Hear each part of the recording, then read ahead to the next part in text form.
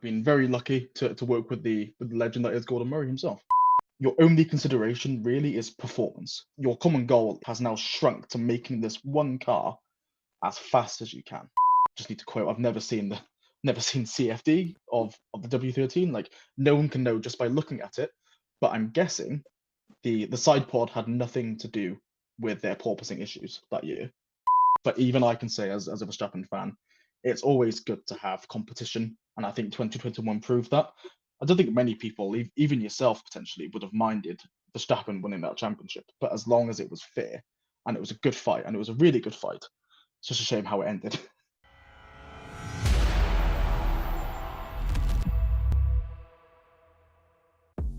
Hello, and welcome to episode 7 of Georgie's Stripping the Dipping podcast, season 3. I'm your host, F1 Black.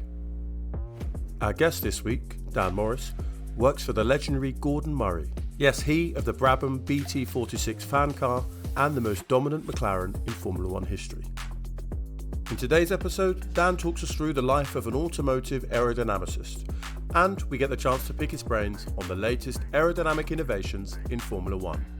So without further ado, Dan, welcome to the show. Hi guys, yeah, thanks for having me on. Brilliant, lovely to have you. And our listeners will be familiar with this now, but the question we always ask is to introduce yourself. So Dan, how would you introduce who you are and what you do to someone new to you? Yeah, so I'd probably summarize my work as a automotive aerodynamicist as currently trying to produce the best aerodynamic efficiency for road cars at the moment, and I currently work at Gordon Murray Technologies, which used to be Gordon Murray Design. So I've been very lucky to work with the legend that is Gordon Murray himself. Maybe the immediate follow-up question: have you worked with the legend Gordon Murray himself? He of the MP4/4, if I'm not mistaken. Yeah, fantastic. I presume you're in the UK. Yeah, that's right. So we're currently based out of Surrey. So very small town in Surrey called Shelford. It's a very nice rural place, very similar to back home. So yeah, it's very nice, right in the Surrey Hills. Oh yeah, the Surrey Hills. For those of you listening that aren't from the UK, England is a very interesting place where you can go to places that are extremely flat, and you think that London and its surroundings have basically no topology to them. But if you visit the Surrey Hills, you'll realise that that's mistaken. So Dan, you talked about back home. So where are you from, and can you tell us a bit about your earliest motorsport memories? Yeah, so I'm originally from Wales. So I've had to move to England for work. I grew up in a very small town in Wales, again in the middle of some big mountains. So the Surrey Hills is very similar. So yeah, my earliest motorsport memory, I'm actually quite different to some of the people you may have had on. So I got into motorsport quite late. So my earliest motorsport memory was actually watching the 2016 Malaysian Grand Prix, Formula One Grand Prix, which turned out to be an incredible race. Not for Lewis, unfortunately. But that was my earliest memory. I wasn't really into motorsport as a child. I had no real influences around me for motorsport or cars in general. Really, it was a few friends in high school that got me into motorsport in the first place. So it was Formula One in 2016 was my earliest memory. Well, there are often some blockbuster seasons, and I think 2021 now sort of puts some shade on 2016, but at the time it was a real battle, albeit within a team between Lewis and Nico. And yeah, absolutely, that was the height of drama in Malaysia. Yes, so it was a great time to get in. how did the journey go from sort of discovering a passion for, watching Formula One to what you're doing today? You obviously went to university and studied. How did you decide you wanted to do that? Yeah, that's right. It happened very quickly, to be honest. I've always been into science. I was always interested in maths, physics, etc. So that's what I did at school naturally. But when I discovered Formula One and motorsport as a whole, the engineering side naturally became incredibly interesting to me. So the natural route for me was go into university to study motorsport engineering, and that's what I did. So it was 3 years in between discovering motorsport and then going on to wanting to work in motorsport. It happened pretty quick.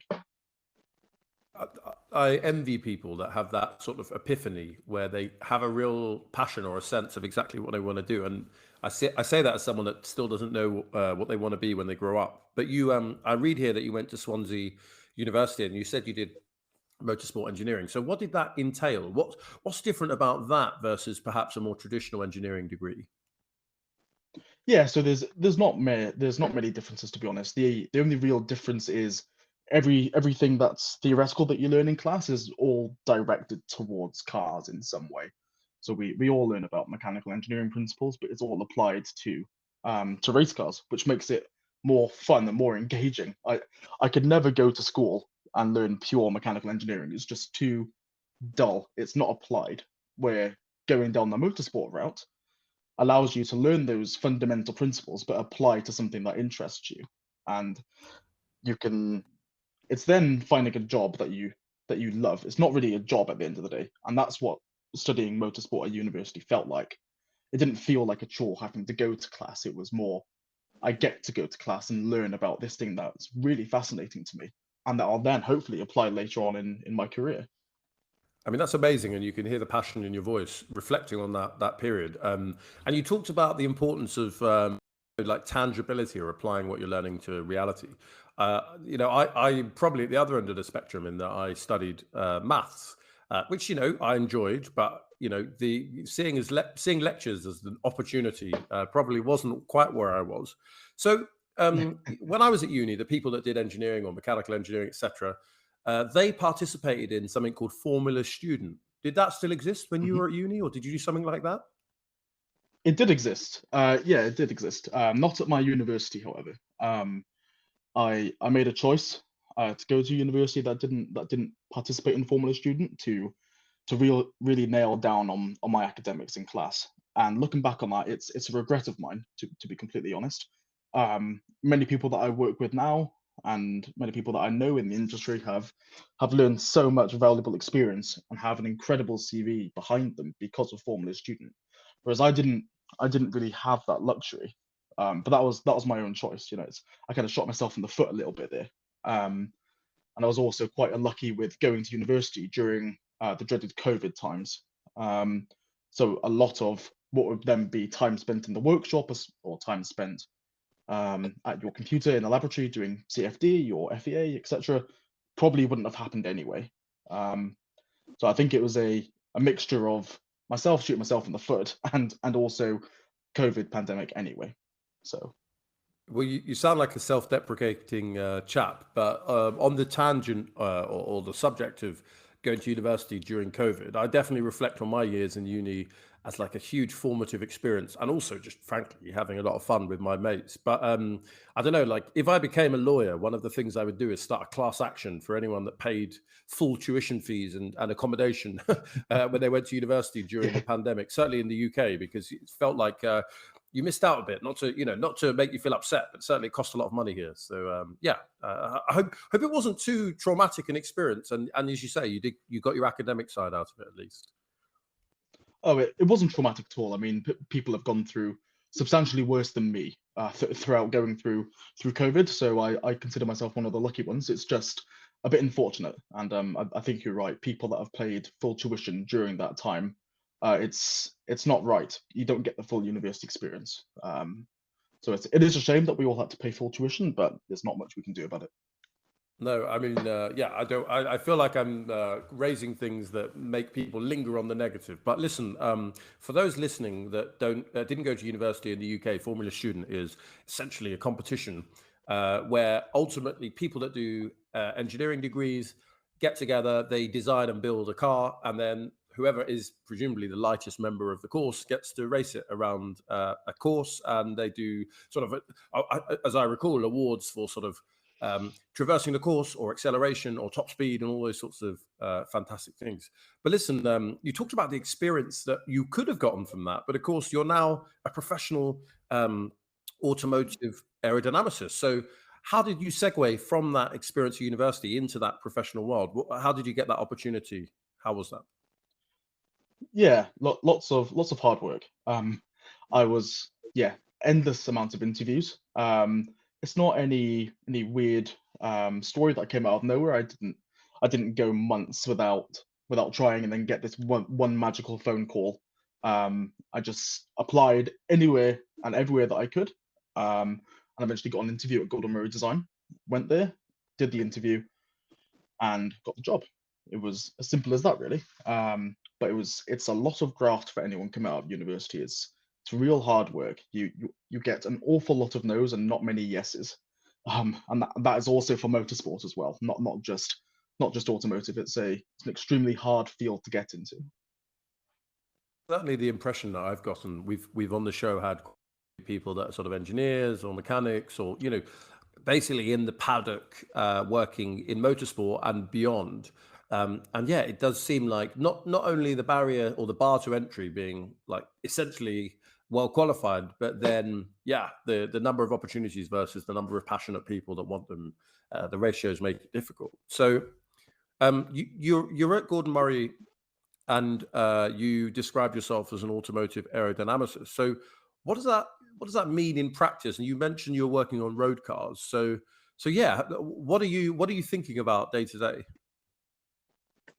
Yeah, so day to day, you would get some kind of CAD from a studio. You would then run that in CFD, see what it does, see what kind of aerodynamic fluid you're getting around the car, whether it's positive or negative. You would then feed that back to the people who are creating the car, usually the design studio, feeding back your input, saying you need to tweak this part here, you need to raise this part 10 mil, or lower this part by 20 mil, or can you pull that out a little bit and see what it does?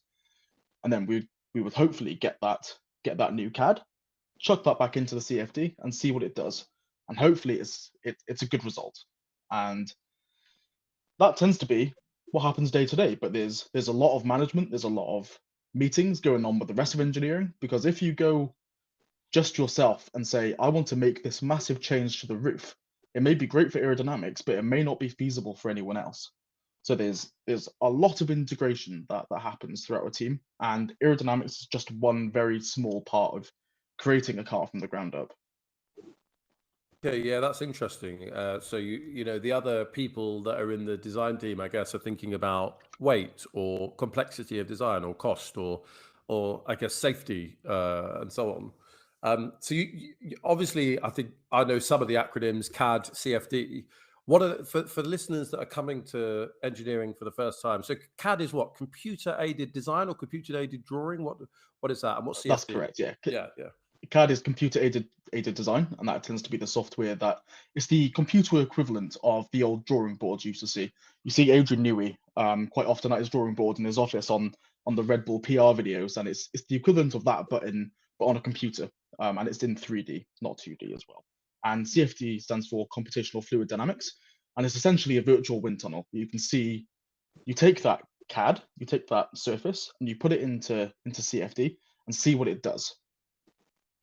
That's a really good description, a sort of virtual wind tunnel. And so I guess you're kind of, I don't know, you're constantly iterating designs until you get to a point where you're all sufficiently content that it does all the things that you need it to do, and has, minimize all the problems that you need to minimize. Does that sound a fair assessment?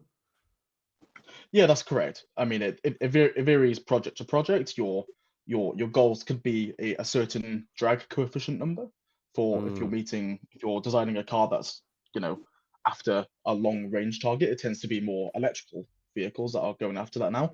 Or you could go for a downforce target. When I was working for on a certain car, we had a pretty high downforce target. We didn't really care that much about drag, so that changes the way that you think about how you want to give your feedback back to the design studio, whether you want to add some vortex generators, whether you want to bring the rear in a little bit to reduce drag. It's your main goal is to optimize around the targets you're given. I get that makes a lot of sense. And yeah, you talk about drag and downforce, and I'm now thinking, not to out myself too much as a Lewis Hamilton fan, as I probably already have, but designing Formula One cars where, to get the downforce, perhaps they're not efficient, so they have a heck of a lot of drag, and often, well, sometimes you're painstakingly trying to find downforce without increasing the drag too much. Although it sounds like what you said, sometimes it doesn't matter. So why wouldn't it matter in that case that you mentioned? Well, I mean, arguably, road car aerodynamics can be more regulated than something like Formula One, as you've got, like you said earlier, safety to consider, and the big one is styling. You could bring an idea that looks great on paper and it brings 30 counts of drag, but if it looks ugly, it will never end up on the car. So it's always a compromise between yourself, whether what targets you've got for downforce and drag, or some other aerodynamic target, and what everyone else wants for the vehicle as well, whether that be styling, safety, dynamics, ride handling, etc. Sounds like my kind of engineering, like that may add add downforce, but that just looks kind of ugly. So please go back to the drawing Yes. board. That must be a bit frustrating if you're a well-trained engineer, like desperately looking for downforce. I don't know. I'm looking Yeah, at it the. can be No, good. Yeah, I can imagine. frustrating. Yeah. I'm looking at the website for Gordon Murray Automotive, and because look, I'm a bit of an amateur when it comes to cars that aren't, Ford, Peugeot, Renault, etc.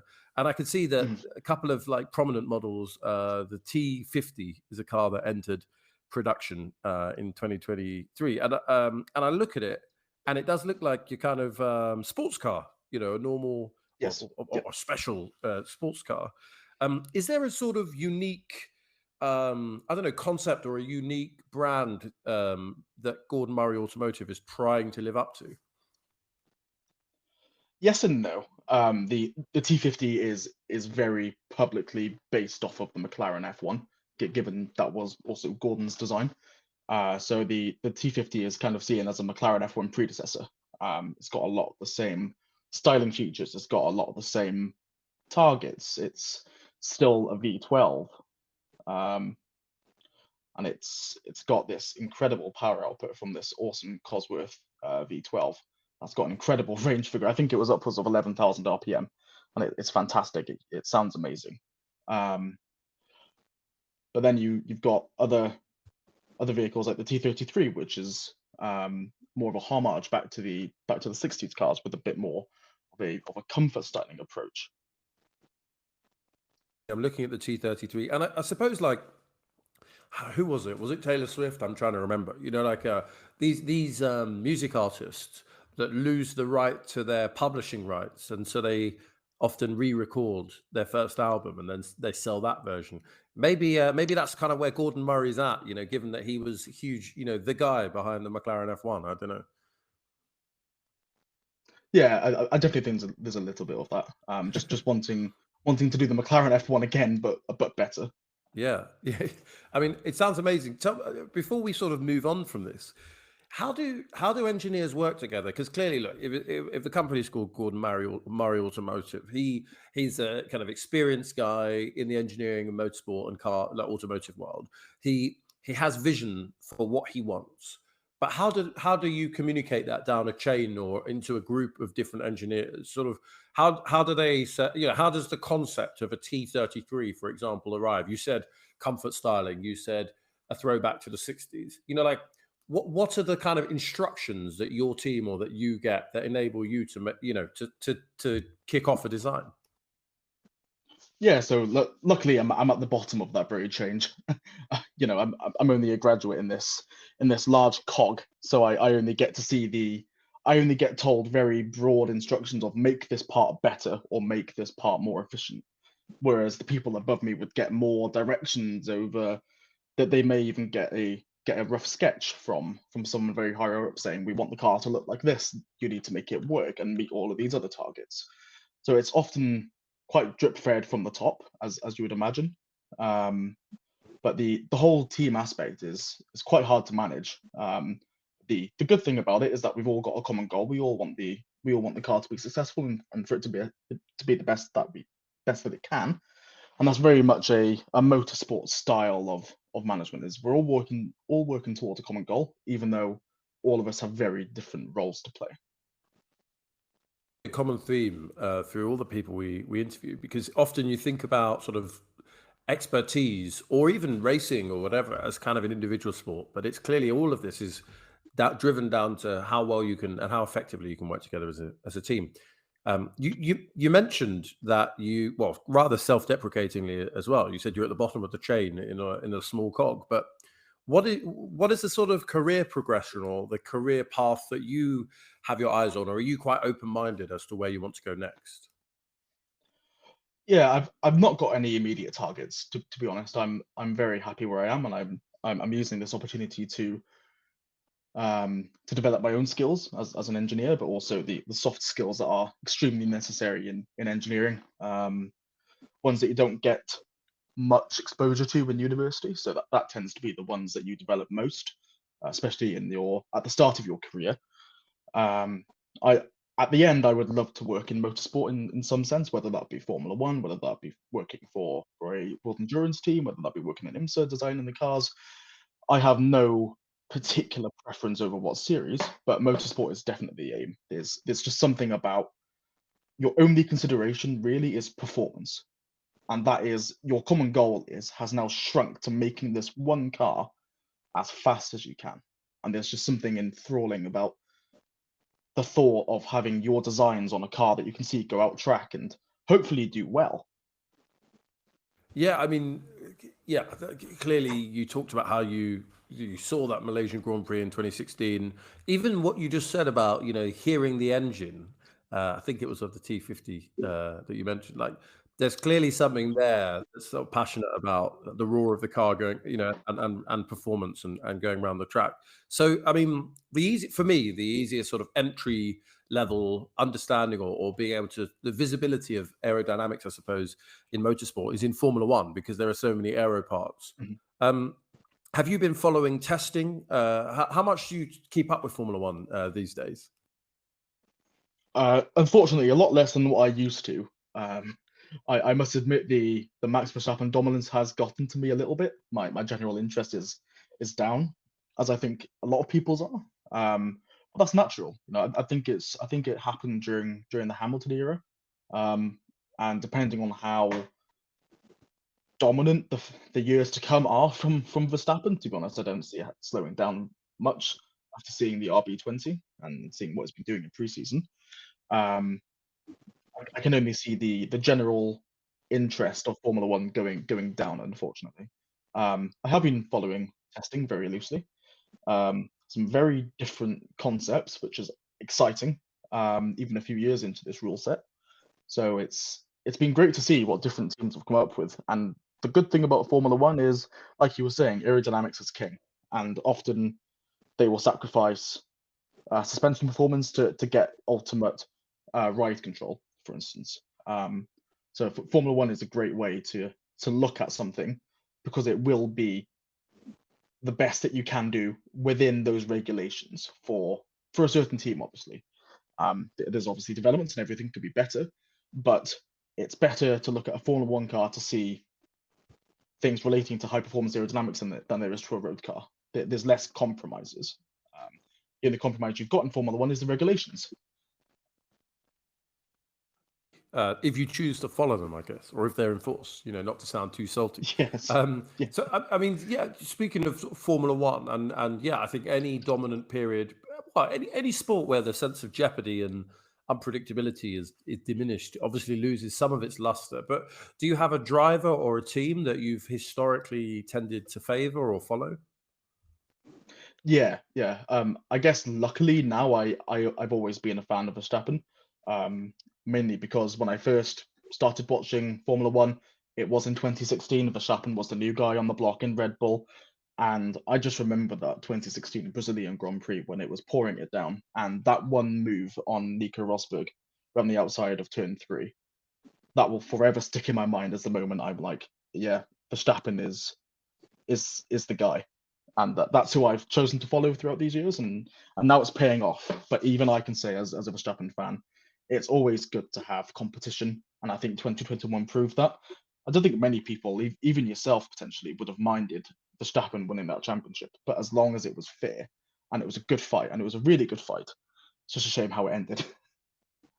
Interesting. Fun fact, I was actually at that Brazilian Grand Prix in 2016. I'd just moved to Brazil Oh, for a brilliant! couple of years. Yeah, yeah. It was more miserable and wet than it looked on the TV. But I happened to be on the back straight. So I did see trying to crane my neck, the exit to turn 4, and then essentially just before. So exit to turn 3 and the entry to turn 4. So yeah, it was an incredible day, albeit I think they'd stopped the race. So it did feel like it lasted for a long time. But yeah, absolutely. It was a defining moment, as you say, in Max's sort of development and announcing himself again on the sort of world stage, if that makes sense. Yeah, definitely. Yeah, and it's really intriguing. I don't think we have not through choice, but we don't often have Max Verstappen fans on the show. And you mentioned 2021. I think you're right.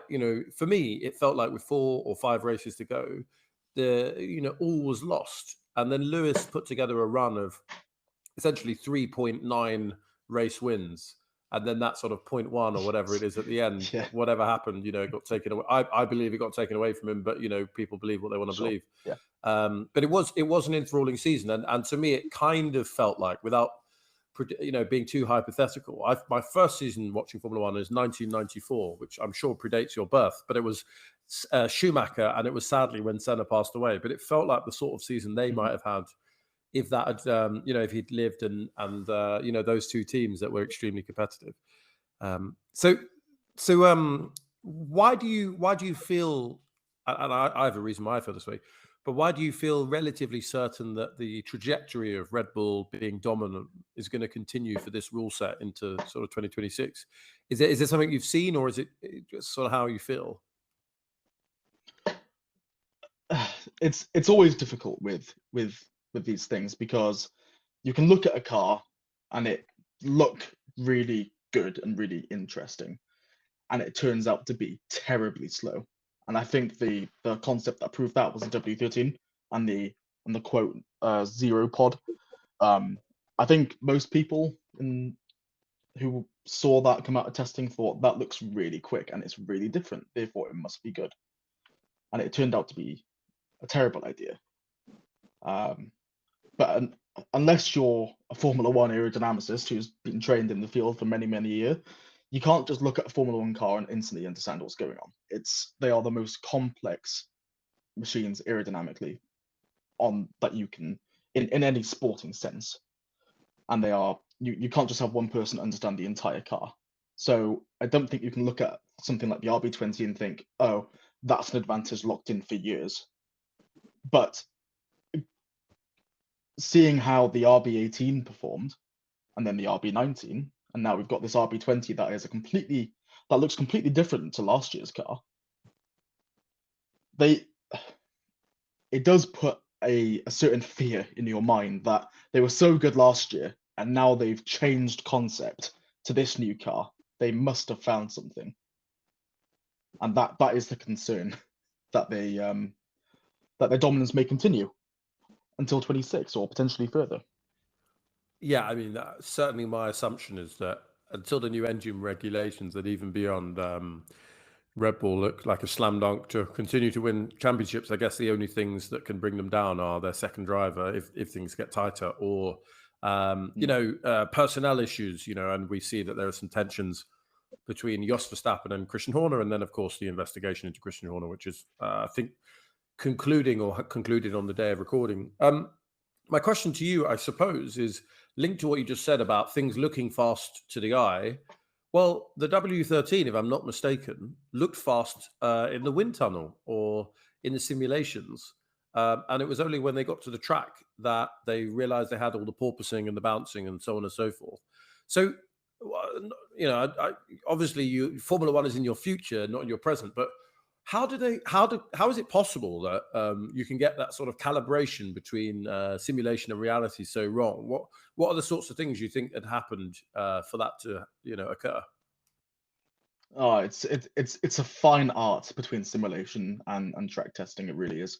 And even the jump from CFD to wind tunnel is massive. You could find a massive gain in CFD, put it in the wind tunnel, and it to be a loss. It can happen. CFD is just a very rough estimate of what's going to happen. It's nowhere near as reliable as a wind tunnel, and the wind tunnel is nowhere near as reliable as the track. So every single team is only going into testing or round one with an estimate of what their car is going to do. No one gets to the track and knows, okay, our car's going to perform 100% like this. Some teams may be closer. Red Bull may be 98% certain, and you may get a Williams that is 92% certain. You may even get Mercedes, who were 97% certain that their concept was going to work with the zero pod, and then get to the track, and then that 3% slips in, and that be the percentage error that then gives them all of these issues. But again, I don't think, again, just need to quote, I've never seen CFD of the W13. Like, no one can know just by looking at it. But I'm guessing the side pod had nothing to do with their porpoising issues that year. It's the ground interaction of those cars is very complex, and it's very difficult to model in CFD. And that error that creeps in naturally from CFD, on top of these new ground effect cars that came in, that's what really happened there.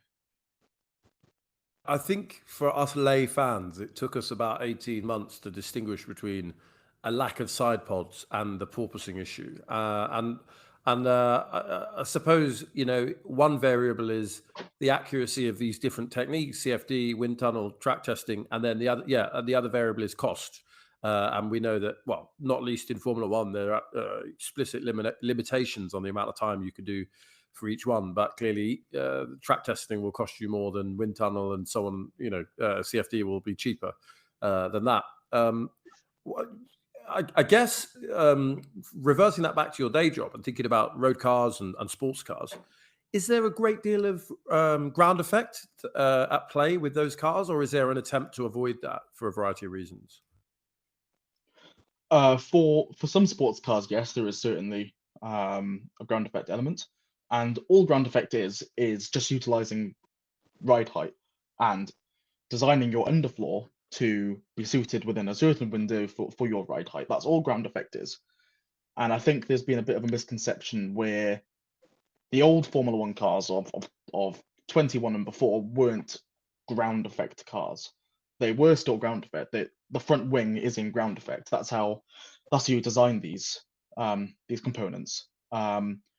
The only difference from 21 to 22 is that the floor, being the main downforce generating component, is now also in ground effect.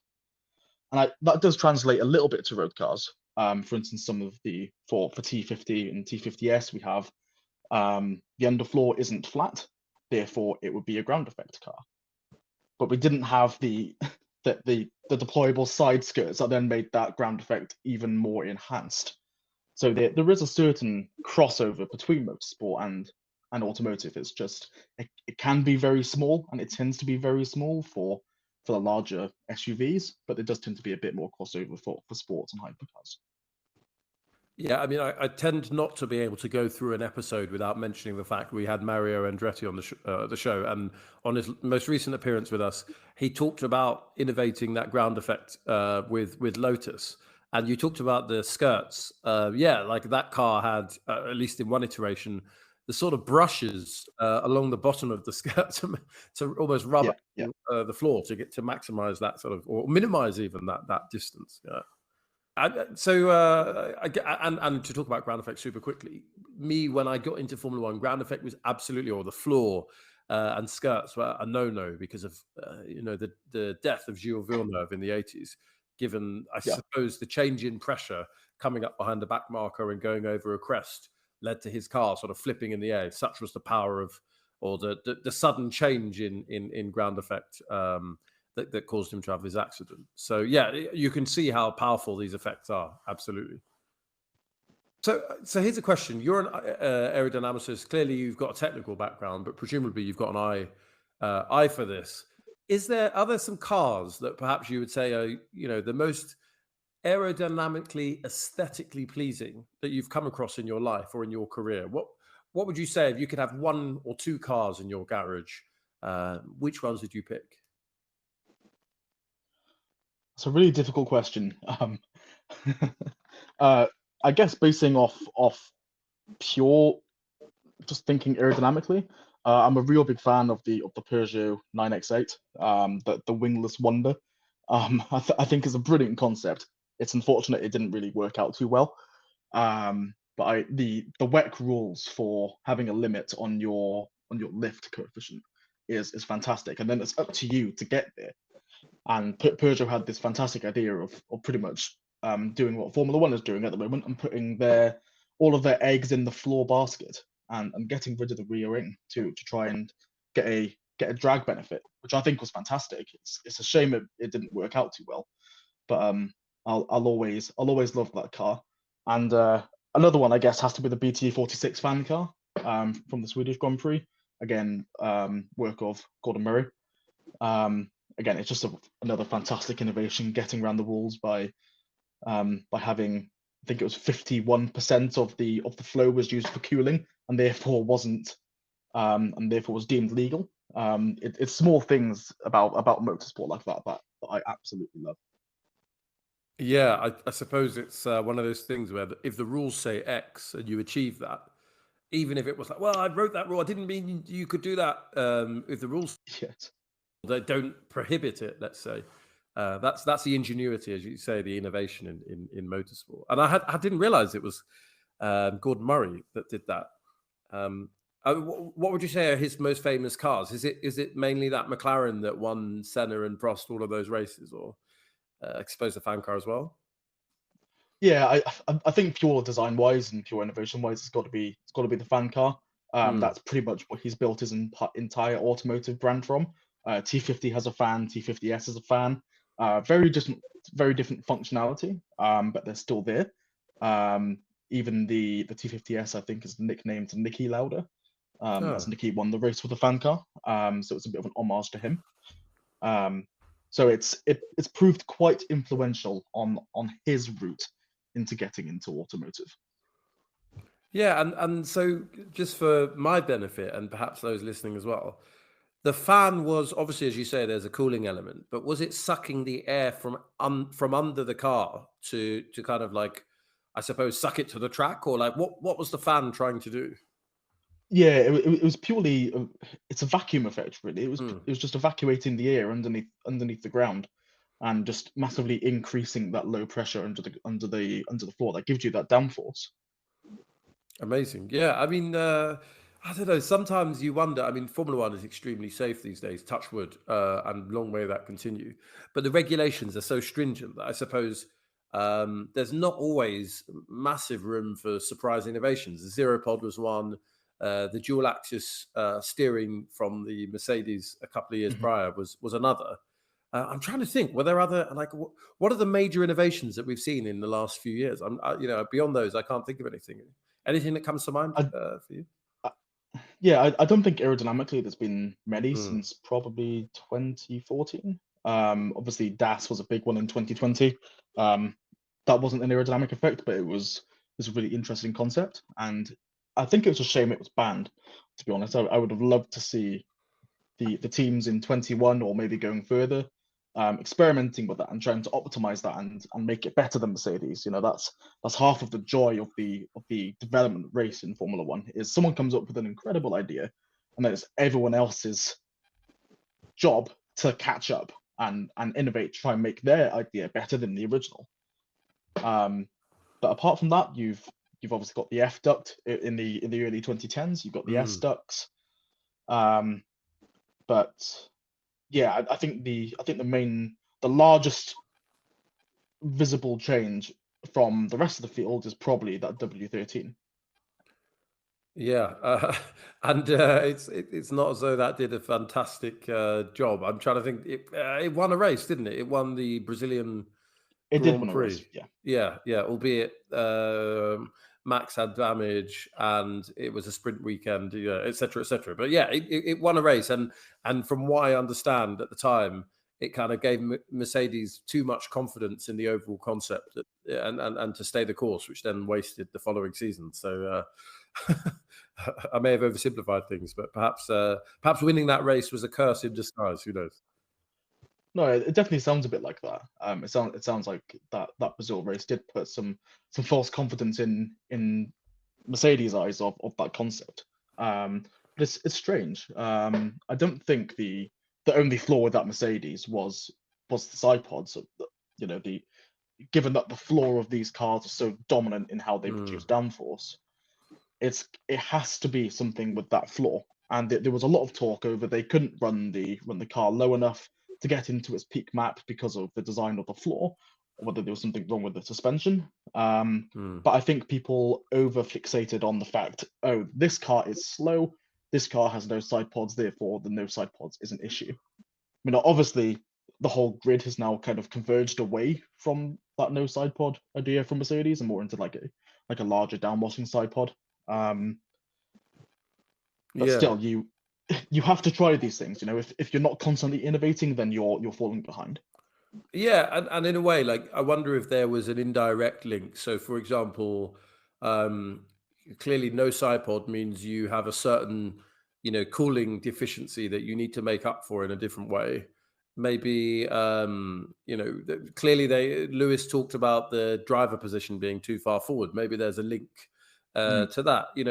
There's a range of other things, like I can't remember if this is quite right, but the way that Red Bull were able to put the gearbox in a certain, a certain depth or proximity to the ground, lowering the center of gravity, etc. Like, there's a whole range of knock-on effects going right back to what you said at the beginning, that you might find some, reductions in drag or increase in downforce on your side, but then other people from other departments then have a problem they need to solve. Yeah, exactly. And for the guys who are working in Aero and F1, they're quite lucky in that sense, because at the end of the day, Aero is king in Formula One. I feel bad for the guys who are working in suspension.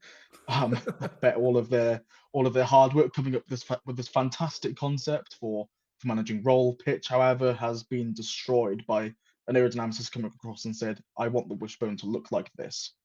Yeah. So aerodynamics is king in Formula One, and it's exactly what you said. That packaging the gearboxes has massive effects on how you can package the underfloor, how aggressive your diffuser can be, etc. So there's always knock-on effects, and there's always compromises between departments. And in automotive, styling tends to get the final say, but in Formula One, the aero guys tend to get the final say. Yeah, absolutely. I mean, coming towards the end of the episode here, but like, here's a really basic question, because I'm, again, not massively technical when it comes to cars, other than just watching Formula One for a while. When I was growing up, right, cars were basically brick shaped. Yeah, that sounds like an exaggeration, but maybe there was a kind of a concave angle between the bonnet and then the kind of windscreen, and then it kind of flattened off for the roof, and then it went down at the same sort of diagonal, and then it was flat at the back. What has allowed, is it market forces that people want a car that looks sleek, and is it that it's cheaper to produce bodywork that is more voluptuous, for want of a better word, or more exciting? Why have cars from, let's say, 1990 to 2020 changed in their designs so much from an aesthetic perspective? What would you say that's down to? Yeah, it's really interesting seeing that natural progression from late 90s to now. I think the major one is still probably yet to come with the rise of EVs. I think you'll see a massive shift in how cars look when EVs are hopefully not mandated in the UK anyway in 2035. Or I'm not sure if that's just a diesel ban. I'm not too sure. But you'll definitely see a massive shift in how cars look when EV becomes the norm. In terms of 90s to now, it's probably a lot. I've not really worked in manufacturing very much, but I assume it's now a lot easier to make curvy panels than it probably was back in the 90s. But I think the major one is just the emphasis on how important getting range is now. And aerodynamics is the main factor in range. Yes, you've got mass, but it's not as important. Yes, you've got your drivetrain and your drivetrain losses, but again, that's not that important. So it comes down to how drag efficient your car is, and then that's a massive driver on how your car looks at the end of the day. Then you've also got your consideration of how far CFD has come. In the early 90s, I'm not actually sure when Formula One started using CFD, but it would be before the automotive world started using CFD. Not long before, but it would be before.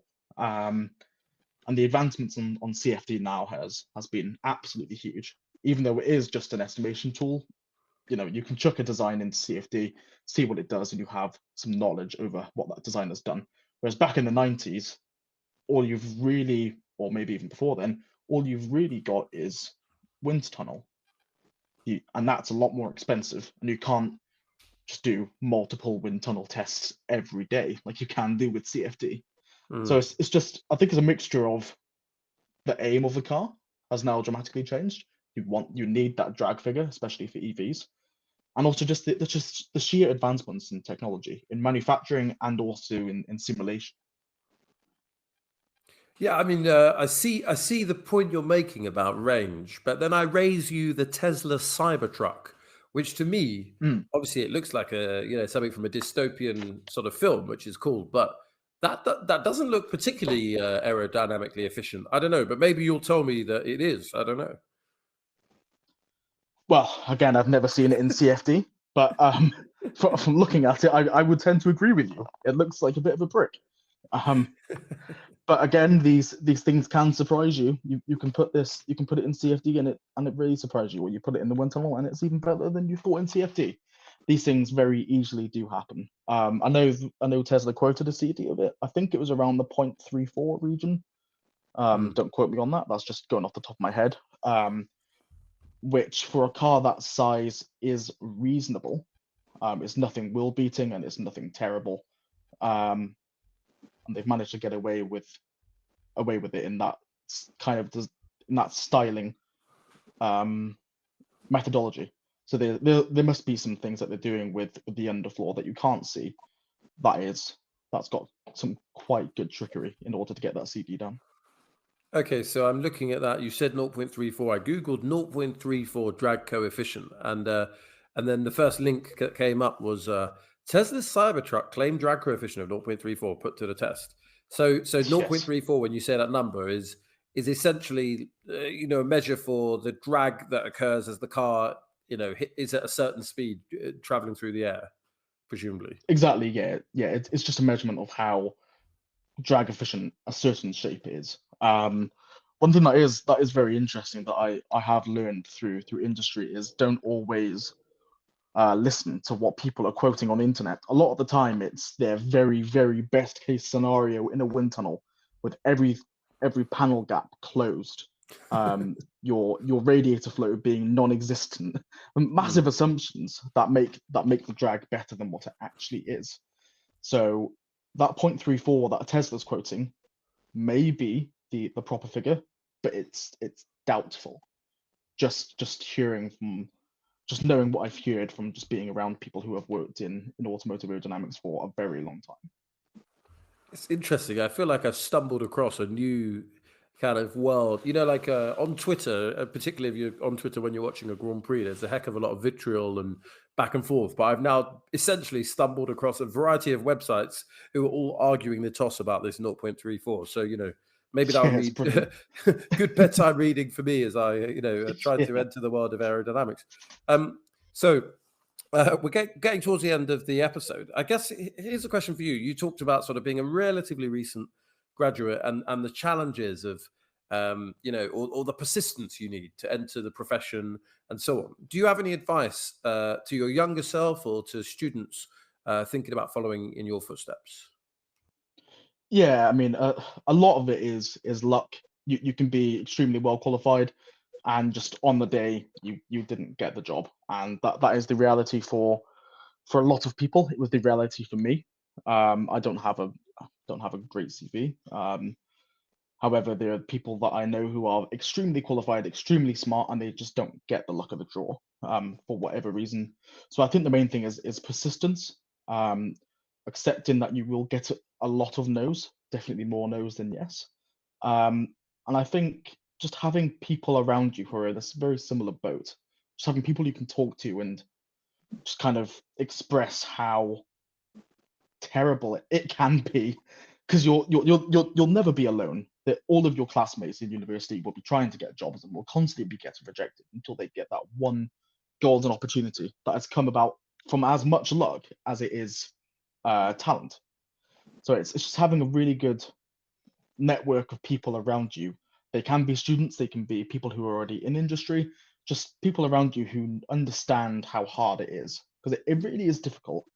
And I don't think it's spoken about enough. How mentally draining it can be, especially for new graduates. Yeah, Yeah. the main thing is just having people around you to talk to.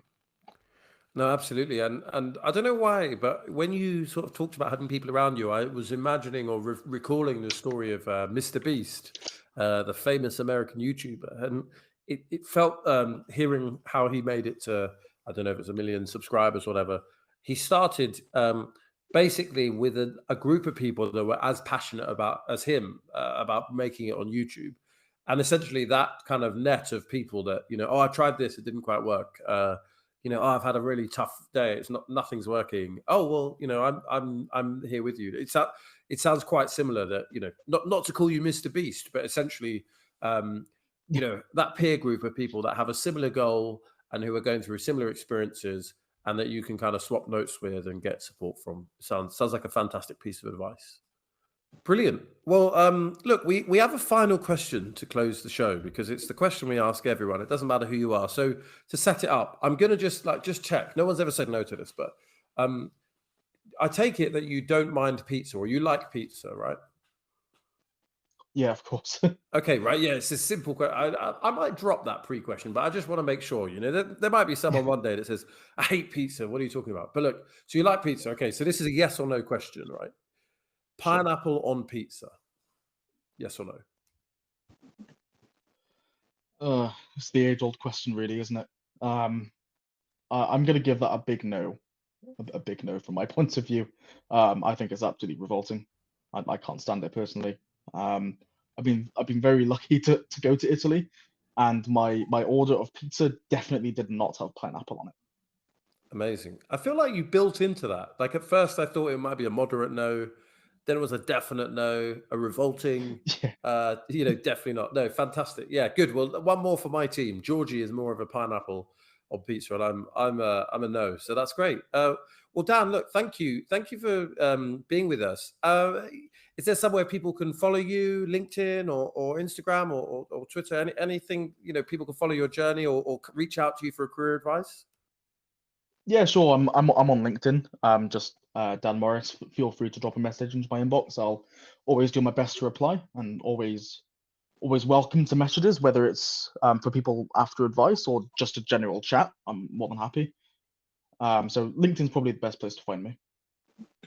Superb. Yeah. Well, this is the Dan Morris that works for Gordon Murray Automotive that's working on for T33, et cetera, et cetera. Although it sounds like maybe you're working on some secret projects, and we'll have to find out about that next time. So guys, if you've made it this far into the episode, on whatever platform you're listening or watching us, please do give us a thumbs up, give us a 5-star rating, comment, come and find us on Instagram or Twitter. We're at Strip the Dip. And tell us what you think about the show, give us some feedback and share the content. This is episode 7 in the books. We can't wait to have you back for episode 8. We've got 6 episodes that are already in the books. If you've not heard any of those, go back and listen to them. But until then, we'll see you next time. So, me, F1 Blag, and from Dan Morris, good night. See ya.